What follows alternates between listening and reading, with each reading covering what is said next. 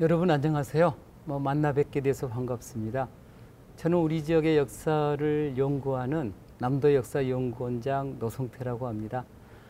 지금부터 세 번에 걸쳐서 강주가 어떤 역사를 품고 있는 도시인지, 또 임진왜란 한말 의병 당시에 우리 의병장들 중에 어떤 분이 강주의 도로명이 됐는지, 그리고 3.1운동, 강주학생 독립운동, 해방 이후 4.19, 5.18 민주화운동 당시에 여러분의 선배였던 학생들은 어떻게 활동을 했는지, 어떤 활동을 했는지, 그리고 앞으로 우리는 어떻게 사는 것이 의미 있는 그분들을 삶을 기리는 삶인지, 이런 얘기들을 세 번에 나누어서 하도록 그렇게 하겠습니다. 오늘은 첫 번째로요, 강주가 품은 역사와 역사원형 얘기를 나눠보도록 하겠습니다. 여러분 잘 모르시죠? 강주에 옛날 읍성이 있었다니까요. 강주 충장로 일대 읍성이 있었는데 이게 1910년도에 전부 일제히에서 없어지고 10년대에 찍었었던 마지막 4대문 중에 한 문이 지금 그때 찍었던 그 문인데 지금 이 문 자체도 남아있지를 않습니다. 강주라고 하는 말은 어떤 뜻일까요? 우리 지금 강주광역시에서 살고 있잖아요.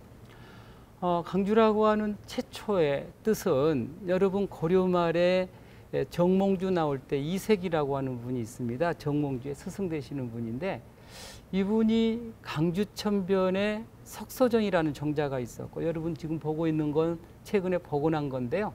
이 석서정의 내력을 기록한 게 석서정기인데 여기에 강주를 광지주라고 한자로 쓰고 있습니다. 빛광자 고을주자. 그래서 강주라고 하는 뜻은 빛의 고을이다, 이렇게 해석을 하고 있는 겁니다. 덤으로 하나 더 말씀을 드린다면, 왜 이름이 석서정할 때 석서라고 하는 게 나오는데 좀 어렵잖아요. 서라고 하는 게 콧불소라고 하는 뜻입니다. 그러니까 돌 콧불소라고 하는 뜻인데, 중국에서는 물을 다스리기 위해서 돌로 콧불소를 만들고 거기다가 메탈을 기록해서 물의 치수, 그러니까 물을 다스릴 때 물의 수위를 표시하는 걸 석서에다 했다고 합니다. 그러니까 강주천변에 석서정이 있었다는 것은 1300여 년 전에 강주에 살았던 강주 사람들이 강주천의 봄나무를 얼마나 걱정했는지를 잘 품고 있는 그런 이름이라고 생각을 합니다. 강주의 첫 명칭은 무엇일까요? 여러분, 제가 띄어놨는데 무진주입니다. 지금 강주는 무진이라고는 잘 안 부르잖아요. 근데 무진이라고 하는 기록이 남아있는 곳이 있습니다. 여러분 혹시 무진중학교 졸업하신 분 있을지 모르겠다. 무진중학교에 무진이라고 하는 이름이 남아있습니다.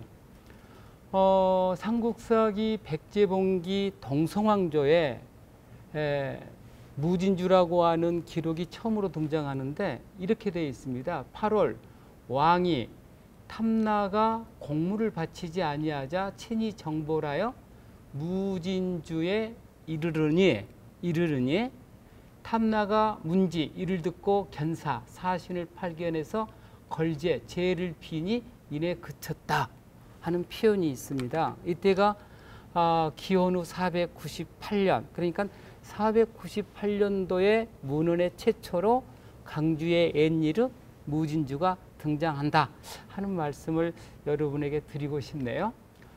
그럼 강주라고는 언제 불렸을까요? 여러분 태조 23년 친강주, 이렇게 고려사의 지리지에 쓰여져 있습니다. 여러분 고려사에 실린 태조는 누구일까요? 여러분 견훤과 다투었던, 고려를 세웠던 왕건을 얘기합니다. 그러니까 왕건 23년, 왕건이 왕이 된 태조 23년, 이때가 940년인데 이때 문헌상에는 강주라고 하는 이름이 최초로 등장한다. 940년 우리 지역이 강주라는 이름을 얻게 됐다 하는 말씀을 드릴 수가 있고요. 그러면 무진주에서 시작되어서 여러분 지금은 뭐예요? 1995년에 우리는 뭐가 돼요? 강주 광역시가 되잖아요. 강주 광역시까지 똑같은 이름이 전에 내려온 것은 아니다. 어떨 때는 무주라고도 불리었고, 강주라고도 했고, 광산이라고도 불렸고, 나중에는 강주읍이 됐다가 강주북, 강주시, 강주직할시, 강주광역시 이렇게 되잖아요. 최초로 무진주였다는 것은 말씀드린 대로 498년이고요. 그리고 거려태조 23년에 강주라고 불렸고, 그리고 그때부터 강주는 대체로 목사가 파견돼서 다스렸었던 목사고을이었습니다. 그런데 조선 18년에 세종 12년이네요. 강주목이 무진군으로 강등되는 사건이 일어났습니다. 왜 강등됐을까요? 강주의 은민 노흥준이라고 하는 분이 아마 강주에 일곡지구가 있습니다. 거기에 뭐 일곡마을이 있는데 거기에 사셨던 분이신 것 같아요. 노흥준이라고 하는 은민이 목사 신보안을 구타한 사건이 발생합니다. 조선왕조 시대 때는 은민이 목사를 구타했으니 보통 사건이 아니잖아요. 그래서 이것 때문에 강주목이 무진군으로 강등된 적도 있었다. 그러나 문종 5년에 다시 강주목으로 회복이 되었고 광사년으로 강등되었다가 강주목으로 승격이 반복되는 이런 현에서 군에서 목으로의 승격을 왔다 갔다 하면서 강주가 유지되다가 아까 말씀드린 것처럼 일제 치하에는 강주면 강주부였고, 그리고 해방 직후에는 강주시, 강주직할시, 그리고 오늘 강주광역시에 이르고 있다 하는 말씀을 드릴 수가 있을 것 같습니다. 제가 하나만 더 말씀을 드리고 싶은 게 뭐냐면, 그 1895년 전국 조선시대 때 전국이 8도였는데 23부로 행정 개편을 하게 되는데, 이때 전라도 지역에 부가 3개가 있었습니다. 전주부, 나주부, 남원부. 그때 강주는 나주부에 속해서 나주부 강주군이었다. 그러니까 그때 당시에는 나주가 훨씬 컸다 하는 말씀 하나 드리고 싶고요. 1896년에 가면 다시 23부가 13도가 됩니다. 전라도가 전라남북도로 나누어지게 되는데, 이때 전라북도의 수도는 당연히 전주가 되고요. 전라남도의 수도는 나주로 가야 되는데, 나주가 단발령 반대 등 개혁 시책에 반대하자 개화파 사람들이 정권을 장악하고 있었던 중앙정부에 밉보이게 되었고, 그래서 도청 소재지가 어디로 오게 되냐면 1896년 강주로 오게 된다. 그래서 그때부터 강주가 전라남도의 중심지가 되어서 오늘 강주광역시에 이르고 있다 하는 말씀을 여러분들이 꼭 알아두었으면 좋겠다는 생각을 하고 싶습니다. 아까 말씀드린 대로 1895년 나주가 우리 지역의 중심지, 그래서 나주 관찰부가 됐다고 그러는데, 나주에 가면은 여러분 정수루라고 나주 목사가 근무하는 동원 입구에 문이 있습니다. 이 정수루에 뭐가 붙어 있냐면 나주관찰부라고 하는 편액이 붙어 있잖아요. 나주관찰부. 그러니까 1895년 우리 지역에서는 나주가 제일 큰 단위였다 하는 걸 보여주고 있고요.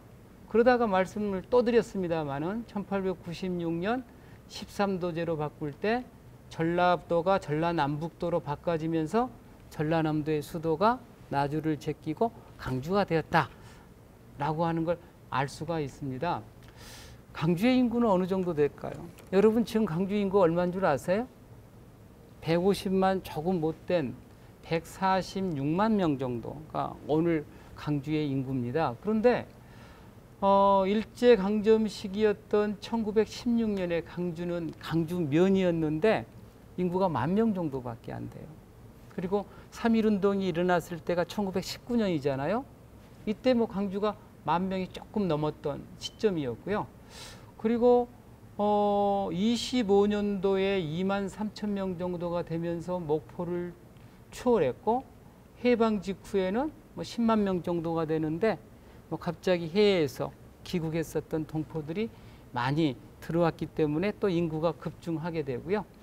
그리고 49년 아까 강주시가 됐다고 그랬는데, 이때가 인구가 한 한 뭐 몇십만 정도 됐겠죠. 55년에 10 몇만 정도 됐겠죠. 55년에 19만이고요. 그리고 1986년 광산군이 강주 시에 흡수가 되면서 직할시가 되는데, 그러면서 이제 강주는 100만이 넘게 되는 거대 도시가 되고요. 95년도에 강주광역시가 되면서 강주는 130만이 넘게 됩니다. 다시 정리하면 오늘 1916년에 만여 명 정도밖에 안 됐던 조그마한 옵단이었던 강주가 불과 100년, 100여 년 만에 150만, 전라도 일대에서 가장 큰 거읍으로, 큰 도시로 성장했다 하는 것을 여러분에게 말씀을 드릴 수가 있습니다. 강주의 역사를 한번 살펴볼까요? 강주에 남은 인간 최초의 흔적, 치평동 유적이라고 말씀을 드렸는데, 한반도에 가장 먼저 정착했었던 사람들을 우리는 구석기인이라고 얘기합니다. 구석기인. 강주 영산강 유역에도 구석기인들이 살지 않을 리가 없겠지요.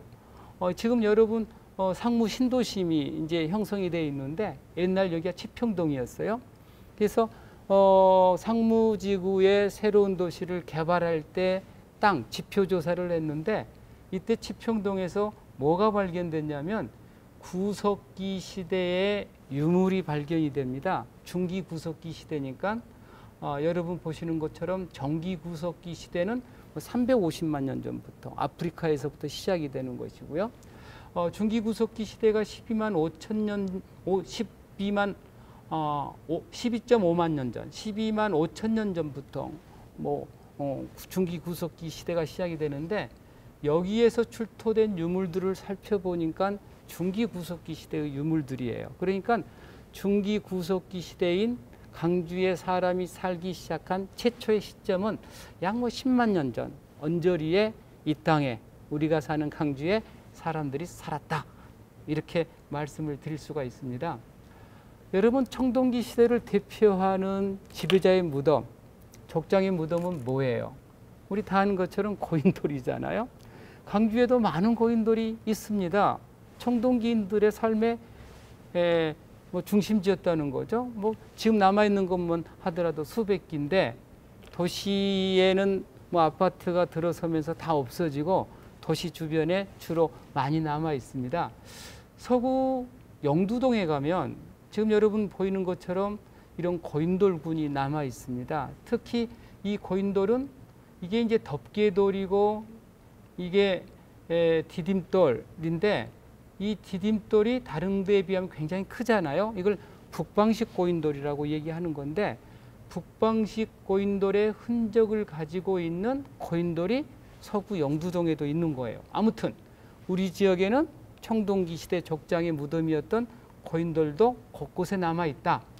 덤으로 좀 말씀을 드리면 고인돌이라고 하는 것은 우리나라에만 있는 건 아니에요. 스칸디나비아 반도에도 있고요.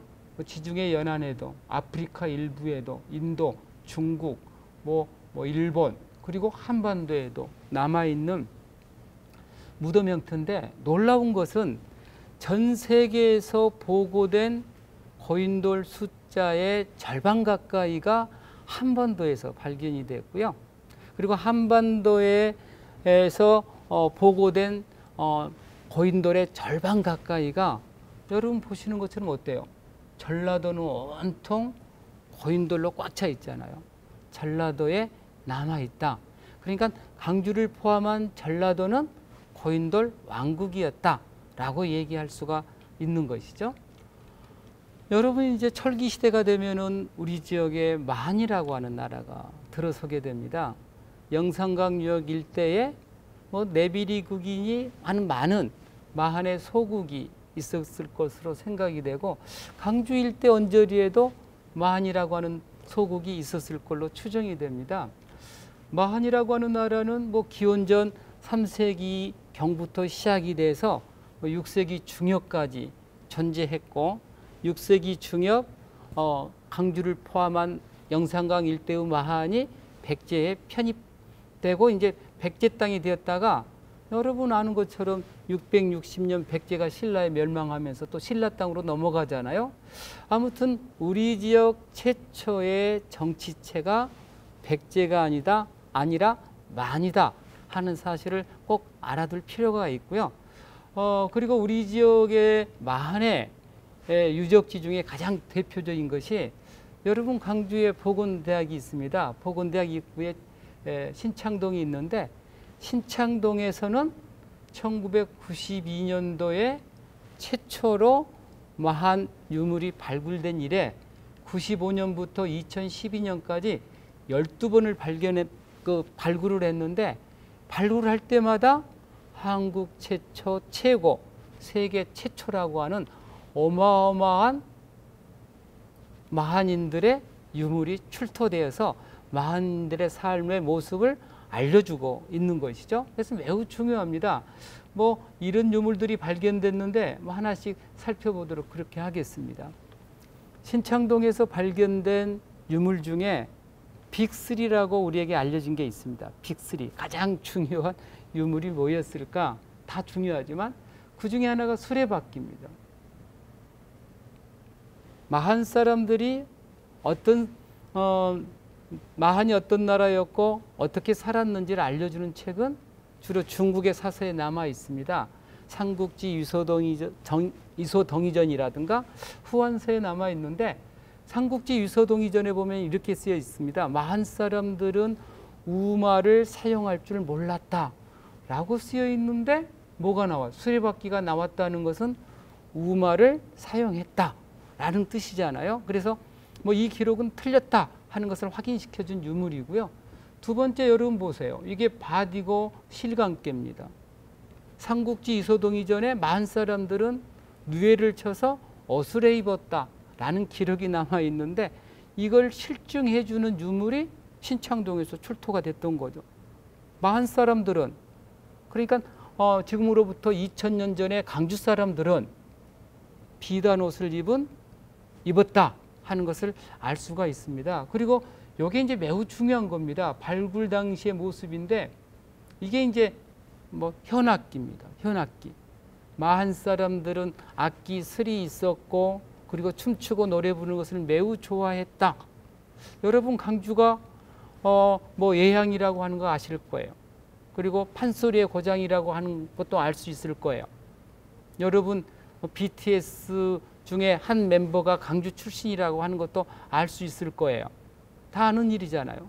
그 전통이 뿌리가 실은 2000년 전에 우리 조상들도 노래 부르는 것을 좋아했던 그런 DNA가 계속해서 이어진 결과물이라고 저는 생각하는데 여러분 뭐 동의할지 모르겠습니다. 아무튼 신창동에서 철기시대 2000년경 무렵에, 그러니까 지금 극락강 뭐 주변이에요. 항주 사람들은 수레를 탔고 비단옷을 입었고 노래를 부르는 그런 멋진 삶을 살았었다. 이렇게 정리할 수 있을 것 같습니다. 뭐 여기 이제 세계 최초 최고도 말씀을 드렸는데요. 이 유물은 신발걸이에요. 마한 사람들이 가죽신을 신었다라고 기록에 나오는데 가죽신을 만든 형틀이 발견이 됐고요. 발화도구입니다. 불을 붙이는 도구죠. 155cm 규모의 벽껍질 층이 발견됩니다. 도작, 그러니까 쌀이 주식이었음을 알려주는 매우 중요한 유물이고요. 그리고 이게 이제 칠이 담겨져 있는 칠그릇인데 당시 칠 제품이라고 하는 것은 굉장히 앞서 나갔던 선진 기술입니다. 칠을 채취해서 사용할 수 있는 기술을 2000년 전에 강주 사람들은 알고 있었다. 그리고 아까 말씀드렸던 것처럼 이것은 어조각 천이거든요. 지금까지 발견된 가장 오래된 천은 여러분 백제 문영왕릉이라고 있잖아요. 문영왕릉에서 출토된 옷감이었는데 그것보다도 훨씬 500년 전에 사용했던 옷감이 바로 강주 신창동에서 발견됐다. 아무튼 정리하면 2000년 전 그 극락강 유역의 신창동에서는 아까 중요한 세 개의 핵심 유물뿐만 아니라 7등을 생산해내는 굉장히 수준 높은 기술을 지닌 집단이 살고 있었고, 그런 집단들의 뭐 DNA가 오늘 흐르고 전승되고 흘러내려서 강주인들의 DNA로 뭐 연결된 것은 아닌지 선생님은 그런 생각을 해보는 거예요. 통일 신라가 되면 신라는 전국을 9주로 나눕니다. 우리 조선시대 때 8도, 13도로 나누는 것처럼. 근데 전라도 일대가 무주가 되거든요. 그 무주의 중심 치소가 뭐냐면은 무진주입니다. 그러니까 다시 말씀을 드리면, 지금으로 말씀을 드리면 도지사가 근무하는 곳이 강주였다. 그러니까 686년 신라가 삼국을 통일하고 전국을 무주로 나눌 때 우리 지역은 무주의 중심 치소인 무진주였고, 그리고 지금 도지사에 해당되는 무진 도독이 파견돼서 다스리는 큰 거울이었다. 이렇게 말씀을 드릴 수가 있는데, 여러분 대동여지도 만드신 분이 19세기 김정호라고 하는 분이잖아요. 그분이 그린 지도를 보면 여기 강주입니다. 이때가 조선시대니까 이건 강주읍이에요. 강주에 그때 조선시대 때 목사가 목사의 치소가 있었던 관할을 표시하고 있는 게 이 강주거든요. 지금 어디냐면 옛 전남도청 일대입니다. 그리고 여기 위에 보면은 뭐가 있냐면 한자로 좀 어렵죠. 무진, 도덕, 고성 그래요. 그러니까 강주읍성에서 조금 북쪽으로 떨어진 곳에 무진 도독이 파견되어서 통치했던 치소인 애성이 있었다라는 뜻이죠. 그런데 그 지역이 지금 어디냐? 정확하게 지금 알 수는 없는데 충장로 일대나 북성중학교 일대, 금남로 일대가 아마 무진, 도독, 애성이 있었을 거다라고 추정만 하고 있지 정확한 위치는 지금 확인되지 않고 있습니다. 동여비고라고 하는 지도책에 또 있습니다. 강주 목사가 근무하는 치소가 여기인데 위에 보면은 잘 안 보이나요? 앳읍이라고 써 있습니다. 한자로 고읍, 애읍. 이게 앳읍이라고 하는 것은 무진 도덕이 파견돼서 임무를 보던 앳치소, 그러니까 관청이 있었던 지역이 바로 여기에 있었다라고 표시를 하고 있는 겁니다. 불교 얘기를 좀 해보겠습니다. 우리나라의 불교가 뭐 4세기, 5세기경에 들어오게 되는데 강주에서 가장 오래된 불교 관련 문화유산은 중심사에 있는 중심사 3층 석탑입니다. 여러분 중심사가 언제 만들어지냐면 9세기 800년대 후반에 철감선사 도윤이라고 하는 분에 의해서 만들어지게 되는데, 그런데 중심사는 오늘 뭐 우등산 올라가는 많은 강주 사람들이 사랑하는 절이고 들리는 절이기도 하는데, 중심사는 나중에 뭐 정유재란, 임진왜란 다음에 일어났던 정유재란 때 불타버리고 6.25 동란 때 불타는 등 순환을 겪게 됩니다. 그래서 이런 모든 건축물들은 그때 당시의 건축물이 아닌 비교적 최근의 건축물이에요. 그런데 중심사 건축 당시 처음부터 남아있는 것은 바로 불에 타지 않는 3층 석탑인 것이죠. 그래서 선생님도 옛날 글을 쓰면서 중심사의 진짜 주인은 대웅전이 아니라 지금 한 1300년 정도를 지켜 내려왔었던 3층 석탑이어야 된다, 이렇게 주장한 적이 있는데 아마 뭐 여러분 동의하실 수 있을 것 같습니다. 여러분 견훤이라고 하는 분 들어보셨나요? 삼국사기에는 경상북도 상주에서 태어나신 분으로 나오지만 삼국유사에는 이런 설화가 실려 있습니다. 강주 북촌에. 북촌은 지금 북구죠. 아마 뭐 패밀리랜드 있는 언저리라고 저는 추정합니다. 아리따운 여인이 살고 있었는데 밤마다 자색 옷을 입은 남자가 와서 자고 가곤 합니다. 그래서 그 여인이, 처녀가 어머니에게 얘기하니까 어머니가 이렇게 얘기합니다. 그 남자 옷에 바늘을 꽂아 놓거라. 그래서 아침에 바늘을 찾아갔더니 지렁이에 꽂혀 있었다는 거예요. 아무튼 그 후에 10개월이 지나서 그 처녀가 아들을 낳았는데 그 아이가 견훤이라는 거예요. 견훤이 태어났던 장소가 상국유사는 설화의 형태이기는 하지만 강주 북구로 비정을 하고 있는 거예요. 강주 북구에서 태어났다는 거예요. 그럴 가능성이 저는 굉장히 높다고 생각을 합니다. 여러분, 대동여지도라고 하는 지도가 또 있습니다. 여기 강주입니다. 강주 목사가 근무하는 관청이에요. 여기에서 북쪽으로 쭉 올라가면은 여러분 한자로 좀 어렵잖아요. 견혼대라고 쓰여 있습니다. 견혼대. 견훤이 진을 쳤던 장소가 강주에 있었다는 거예요. 그런데 그리고 이제 강주 북구에 생룡마을도 있고 영자들 가는 마을이 10개가 넘습니다. 옛날 고려나 조선시대 때 영은 뭘 상징이죠? 그러잖아요. 왕을 상징하는 거잖아요. 생룡이라고 하는 뜻은 뭐예요? 왕이 태어난 동네 이런 뜻이기도 해요. 아마 전설이지만 생룡동 일대에서 태어났을 가능성이 저는 높다 그렇게 생각을 하는데 이유만 뭐 간단하게 좀 말씀을 드리겠습니다. 여러분 만약 경상북도 상주 출신 아자개의 아들이라고 한다면 이런 거 있잖아요.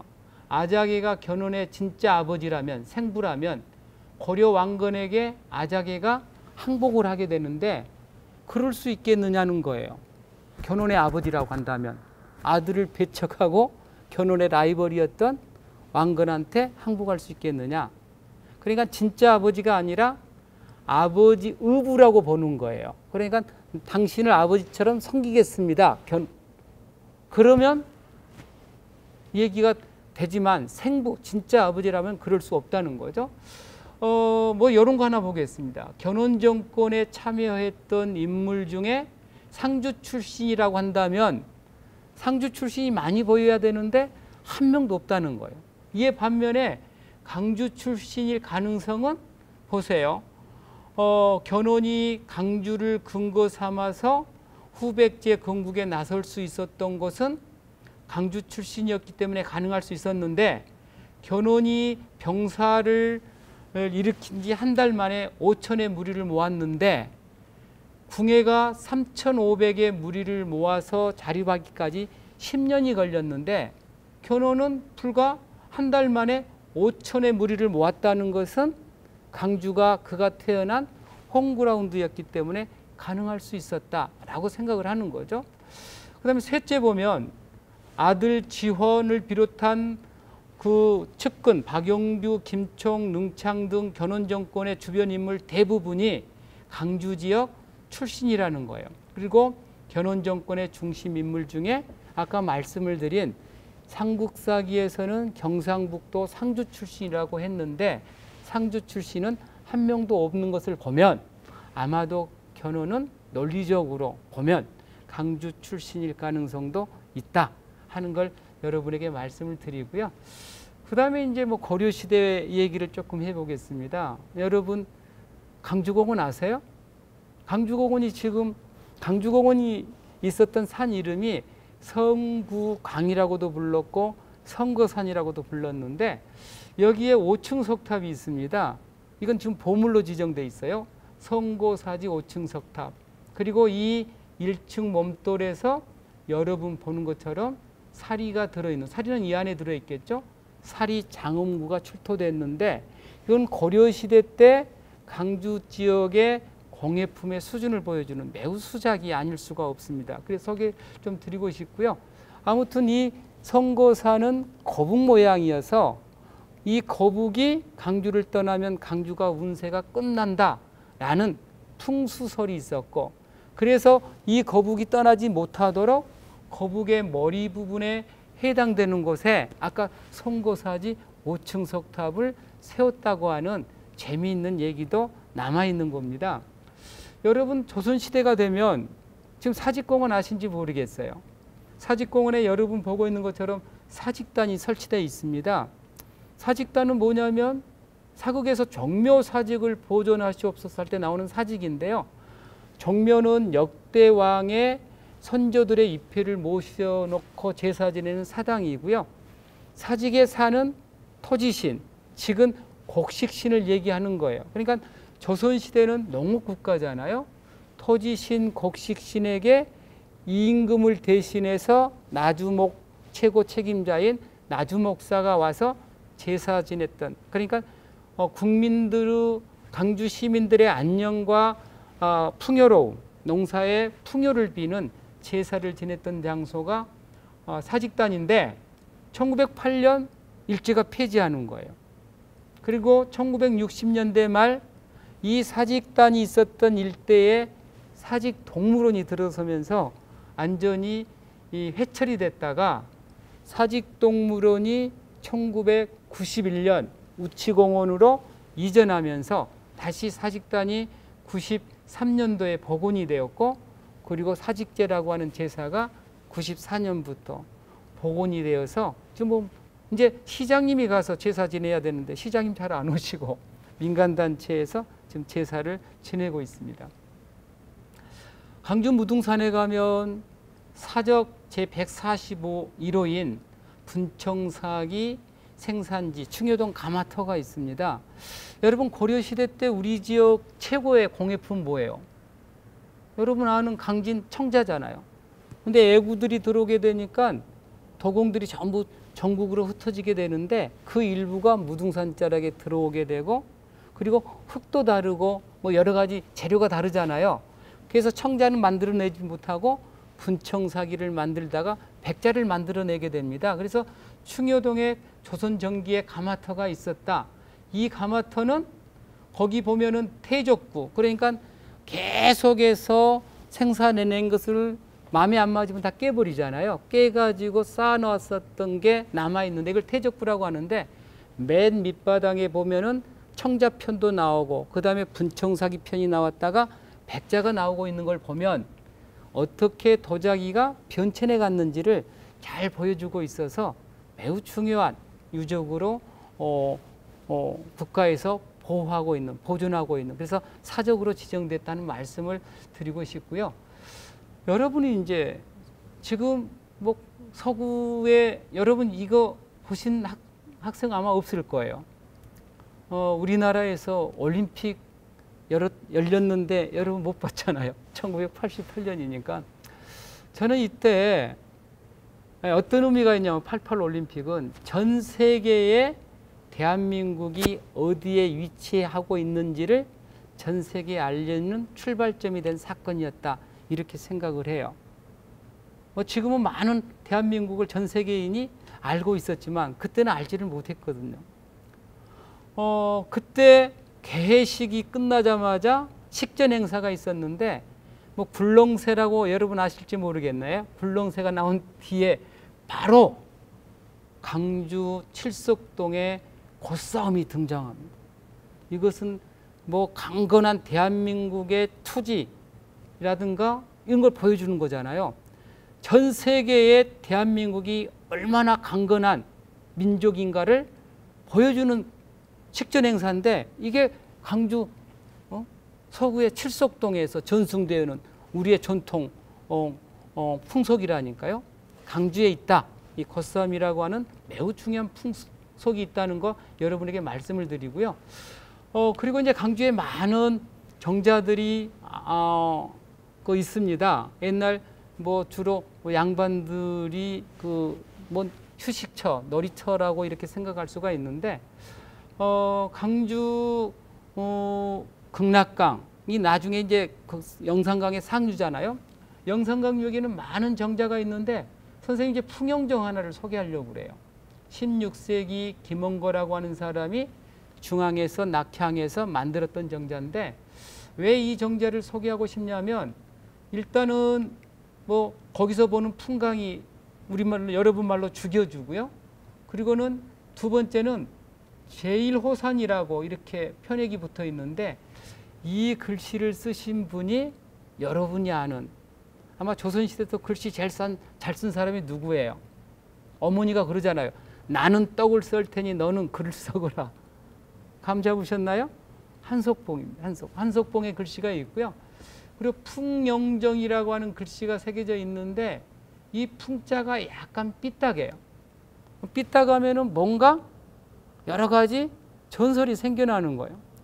김원거가 이 정자를 만들고 명종에게 이 정자를 만들었다고 보고를 하니 명종 임금이 무주 구천동에 갈처사가 있으니 이분한테 가서 글씨를 받아라 이렇게 얘기를 해요. 그래서 13번이나 갔는데 안 써줘요.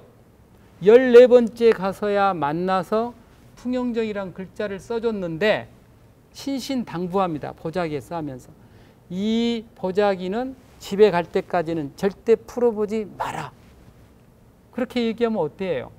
꼭 풀어보잖아요. 그래서 마지막 쉬면서 너무 궁금해가지고 보자기를 살짝 열었는데 그만 풍자가 푹 날아가 버리는 거예요. 그래서 다시 찾아가지만 써주지 않습니다. 그리고 자기 제자 갈처사를 초대합니다. 그래서 갈처사에게 다시 풍자만 받았기 때문에 영정풍, 영정할 때 영자 정자하고는 조금 삐딱하게 글자가 쓰여 있다라고 하는 아주 재미있는 스토리도 간직한 정자가 풍영정이다. 여러분이 찾아가 봐야 될 때가 너무도 많다 하는 것을 알 수가 있겠죠. 여러분 강주에 태봉산이 있었습니다. 이거 아마 처음 보실 거예요. 전대압자락에. 강주는 풍수적으로 보면은 용이 여의주를 물고 승천하는 형국인데 이 여의주에 해당된 게 바로 여러분 보고 있는 태봉산이라고 하는 거예요. 태봉산이라고 하는 뜻은 태를 묻은 산이다 이런 뜻이기도 해요. 이런 뜻이기도 해요. 53m 정도밖에 안 된 조그만한 산이었는데 이 산 지금 없습니다. 1967년도에 안전이 헐어서 여러분 아마 아버님, 할아버님 정도가 알고 있는 강주의 경양방죽을 메꾸는데 사용돼 버렸기 때문에 지금 사라지고 없다. 그러니까 여의주 그 뭐예요? 용이 승천하려면 뭘 물어야 돼요? 여의주를 물어야 되는데 여의주가 사라져 버려서 안타까워하는 강주의 어르신이 많다 하는 얘기도 여러분에게 알려주고 싶고요. 이 주인공이 누구냐면 인조 있잖아요. 인조반정. 강해군 다음에 인조반정. 이갈의 난 때 공주까지 계룡산까지 피난 오게 되는데 이때 낳았던 아이가 넷째 아들 영성대군이라고 하는 분이에요. 여러분 인조의 큰아들은 소현세자, 교과서에 나오시는 분. 그리고 인조의 뒤를 이어 둘째 아들이 복림대군은 인조의 뒤를 이었던 효정이고 넷째 아들 영성대군인데 이 사람은 이분의 태를 여기다 묻었던 거죠. 다 얘기가 있습니다. 어렸을 때 너무 아이가 허약했는데 그때 왕후가 중전이 꿈을 꿨는데 한 노인이 나타나서 강주의 이 산에다가 아이의 태를 묻어라. 그래야 아이가 건강해진다. 라고 하는 꿈을 꾸고는 즉시 태를 강주에 묻었다라고는 기록이 남아 있는데 이게 이제 그 1960년대에 발견이 되면서 그 기록이 사실임이 확인이 됐던 것이죠. 태는 이 함 안에 들어있고요. 이 함 안에는 이분이 누구인지 일생을 기록한 지석이라고 하는 거예요. 지석도 함께 들어있는데 언제 태어나서 언제 묻었다 하는 게 기록되어 있고요. 그리고 이 주인이 이렇게 돼 있잖아요. 왕남대군 아지씨 태.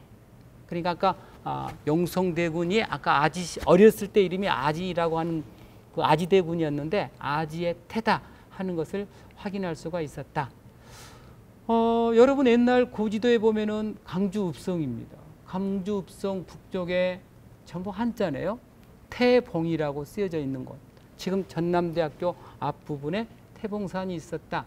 그리고 그 태봉산을 걸어서 메웠던 경양방죽도 있었는데 이것도 1967년 당시에 전부 메꿔져서 없어졌다. 지금 중흥동 일대예요. 지금 이게 남아있다고 한다면 얼마나 좋을까?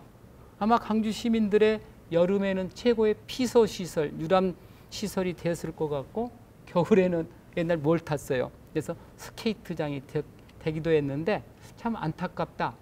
1939년에 일제가 이 경양방죽을 메워서 집을 지으려고 하자 경양방죽 매립 반대투쟁위원회가 구성이 되는데 이분들의 주장한 6번째가 저는 매우 의미가 있다고 생각을 합니다. 장차 강주가 대도시로 발전할 때를 대비해서 경관이 수려한 풍치지구를 아름답게 보존해야 된다. 그때 인구 5만이었거든요. 근데 인구 150만 됐잖아요. 이때를 대비했다고 한다면, 그걸 남겨놨다고 한다면 지금 강주 시민들의 최고의 위락처가 됐을 겁니다. 그런데 그때 없애버렸잖아요. 50년 뒤를 내다보지 못했잖아요. 문화가치라고 하는 것은 돈 몇 푼으로 해결되는 건 아니다. 평가되는 건 아니다. 그래서 우리는 이런 미래의 역사가치, 문화가치를 예견하는 건 매우 중요하다 하는 말씀을 경향방죽을 보면서 말씀을 드릴 수가 있습니다. 여러분, 강주읍성이 있었다는 말씀 계속 드립니다. 조선 초에 만들어졌다가 일제에 의해서 1910년대에 사라져버린다. 4곳의 문이 있었습니다. 하나만 말씀을 드리면 북쪽으로 가는 문이 있잖아요. 여기 북쪽으로 가는 문. 이게 서울로 가는 문이에요. 서울로 가는 문. 이렇게인데 서울로 가는, 여기네요. 서울로 가는 문. 이 북쪽으로 가는 문이 북문인데 이 남문에서 북쪽까지의 문이 우리가 여러분이 아는 그 길이 충장로예요. 충장로. 그러니까 강주 최초의 길이 남쪽에서 여기 지금 이걸로 보면 이렇게 되죠. 남쪽에서 북쪽으로 올라가는 문. 이게 충장로다 하는 것. 그러니까 충장로라고 하는 길은 강주에서 가장 먼저 만들어진 길이고요. 여러분이 아는 금남로는 일제치하에 만들어졌다가 1967년도에 확장공사한 길이다 하는 거 다시 말씀을 드릴게요. 강주읍성은 사각형 마름모꼴로 되어 있습니다. 지금 애도청 정도 되고 아까 말씀을 드렸던 충장로 파출소 정도가 여기에 해당이 되고요. 그리고 여기가 지금 강주천입니다. 강주천. 서쪽 문이 있었고 전남여고 언저리에 동쪽 문이 있었다. 그런데 1910년 일제에 의해서 없어졌다. 안타깝게도. 오늘 나주도 읍성이 있었는데 나주는 4개의 성문이 복원됐습니다. 그리고 읍성 일부가 복원됐지만 강주는 1500년 역사 고도인데 오늘 강주 중심가가 너무나 건물로 꽉 차 있었기 때문에 현실적으로 복원하는 것이 매우 어렵습니다. 만약 옛 읍성과 성문이 남아있다고 한다면 강주는 얼마나 아름다운 도시가 됐을까요? 그러니까 강주에 구도심이 있을 거고 새로운 신도심이 있을 건데 여러분, 우리가 유럽을 여행 가면 신도심 안 가잖아요. 옛 모습이 남아있는 구도심 찾아가는 거잖아요. 강주가 1500년의 역사를 가지고 있지만 강주에 남아있는 건축물들은 전부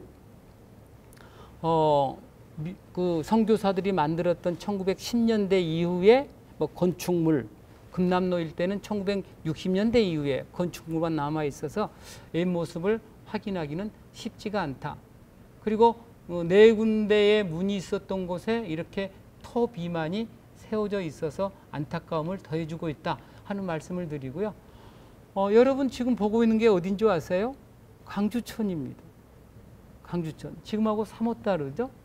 강주천은 1920년대 후반 이런 모습으로 직선화가 됐는데 강주천은 당시 강주 사람들에게는 농토에 물을 대준 생명수였고 지금 어머니들에게는 빨래하는 빨래터였고 나물 캐는 장소였고 아이들은 모래사장의 축구장이었고 또 여러분 지금이야 이제 극장이 많이 있었지만 나이론 극장이라고 아마 어르신들만 아는 건데 천막을 쳐놓고 그 연기하는 나이론 극장이 섰었던 문화의 현장이 강주천이었다.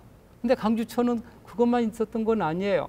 강주에 큰 장이 있었고 작은 장이 있었고 강주 3.1운동 때는 큰 장에서 만세를 부르면서 작은 장으로 이동했고 그리고 우리 지역 최대의 의병장이었던 기사면 의병장이 또 1908년 강주천자락에서 일제에 의해서 총살을 당했던 그런 역사를 품고 있는 현장이 강주천이기도 하다 하는 말씀을 드리고요. 여러분 한자 읽을 수 있어요? 서석대입니다. 서석대. 어디에 있나요? 무등산에 있잖아요. 입석대, 서석대. 옛날 무등산을 서석산이라고도 불렀거든요. 무등산이 어디 있냐고 물으면 강주 옆에 있다고 대답하고, 강주가 어디 있냐고 물으면 무등산 아래에 있다고 대답합니다. 강주와 무등산은 떼어놓을 수 없는 한 몸인 셈인데, 강주 사람들한테 무등산은 어떤 의미냐? 제가 성왕신이라고 썼는데, 성왕신은 거울 지킴이 신인 거예요. 강주를 지켜주는 신 역할을 했던 산이 무등산이다. 지금 150만 강주인들이 오르는 강주인들의 건강을 책임져주는 또 산이기도 합니다. 얼마나 고마운지 몰라요. 그 무등산의 모습을 약간만 살펴보면, 여러분 55년도 보세요. 민둥산이었습니다. 왜 그랬을까요? 그때는 난방시설이 없었잖아요. 가스가 아니었잖아요. 전부 나무를 뗐기 때문에 이렇게 민둥산이었던 곳이 불과 60년 만에 지금 무등산은 꽉 나무로 들어차 있는 그런 산으로 변해버렸던 것이죠. 그뿐만이 아닙니다. 아마 여러분의 어머님들, 할머님한테 물어보시면 무등산은 이렇게 걸어서 올라가는 서풍의 장소이기도 했다. 저도 중고등학교 때 무등산으로 서풍 갔었던 기억이 또 떠오릅니다. 무등산은 그것뿐이 아니죠. 많은 강주의 전설을 품고 있습니다. 여러분, 충장로의 주인공 김덕령 장군의 전설이 많이 남아 있는데요. 밑에 있는 것은 계사년에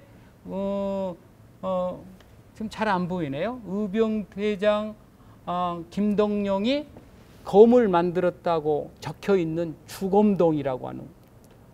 그러니까 그 임진왜란 때 의병 총사령관이었던 김덕령이 검을 주저했던 곳이라고 하는 글자가 새겨져 있는 바위가 무등산 자락에 있고요. 그리고 위에 보면은 이게 이제 꼭대기 부분에 있는 문바위인데, 요거 하나만 말씀을 드릴게요. 김덕령 장군은 억울하게 죽습니다. 그리고 난 다음에 다시 그 전설로 태어나게 되는데, 이 문바위에서 남양 쪽의 살바위까지 말과 화살과 김덕령이 달리기 시합을 해요. 김덕령이 1등으로 도착했고 말이 2등이고 화살이 3등인데, 말이 3등인 줄 알고 말을 베어 죽였는데 그때 화살이 툭 떨어졌다는 거예요. 근데 이 얘기는 뭔 얘기냐면, 말이 죽였다가 중요한 게 아니라 말과 화살과 김덕령이 달리기 시합을 했는데 말과 화살보다도 김덕령이 더 빠른 영웅이었다라고 하는 것을 보여주는 전설이기도 합니다. 아무튼 오늘 이 시간에는 강주라고 하는 뜻이 무엇인지, 강주라고 하는 게 언제부터 불리웠던 곳인지, 그리고 강주의 역사가 어떻게 진행되어 왔 역사인지 간단하게 말씀을 드렸는데, 아무튼 강주가 품은 역사와 역사 원형은 강주에서 태어나고 자란 우리들의 자랑스러운 역사요 문화가 아닐 수 없다 하는 말씀으로 정리를 하고 싶고요. 그리고 요거는 제가 쓴 강주의 기억을 걷다라고 하는 책의 표지인데, 무등산 입석대 서석대에서 내려다본 강주의 모습이 이 책의 표지로 되어 있습니다. 강주를 더 알고 싶은 분은, 학생들은 이런 책도 한번 읽어보는 게 좋을 것 같습니다. 오늘 첫 번째 강의는 여기서 끝내고요. 두 번째는 임진왜란 한마을 우병, 최대 항쟁지였던 우리 지역 우병장 중에 어떤 분이 강주의 도로명이 됐는지 이 얘기를 다음 시간에 나눠보도록 하겠습니다. 마치겠습니다.